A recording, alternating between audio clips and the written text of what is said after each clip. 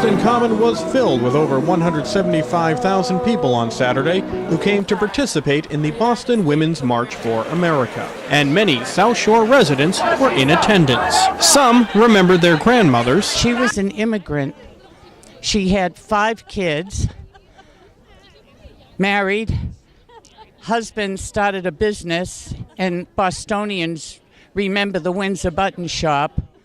Those were immigrants who did something for this country and for this city specifically.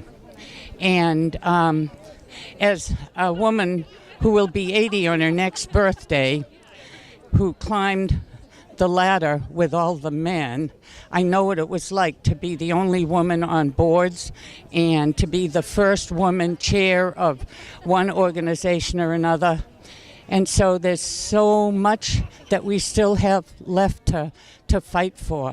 Some expressed more modern-day concerns. We are in a very scary time right now with our new administration, and I want to make sure that we don't backslide. I want the president and the cabinet to know that although they are there and we accept the presidency, we are not going to accept any elimination of human rights and everything this sign here says. Equality and differences, that's what it's about. Exactly. Others had less specific reasons, but still wanted to send a message. Part of it isn't you don't really have words or intellectual reasons. You just kind of have a gut instinct that you need to be somewhere. And that's what I feel like.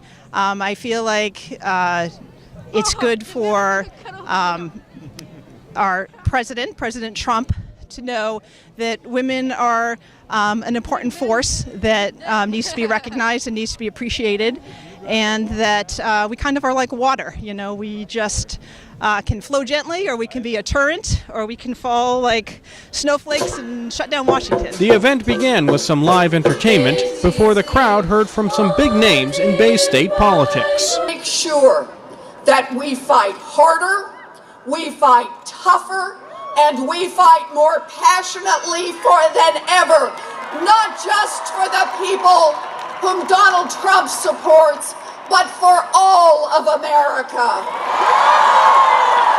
President Trump and your administration, if you try to cancel the health care of millions of Americans, if you try to hand over the government to big oil and big moneyed interests, if you defund Planned Parenthood and interfere with our bodies, if you threaten the freedoms that truly make America great, you're going to hear from us.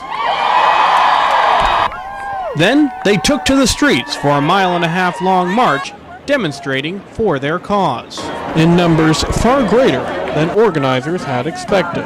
Our initial predictions and planning was for about 25,000 people. And it just kept growing and growing. And we haven't done any advertising. This has all been word of mouth and social media and just the way that the committees came together, the audience development came together organically.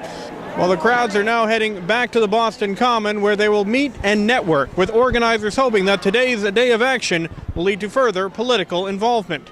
Reporting from Boston, I'm Dan McCready, WATD News.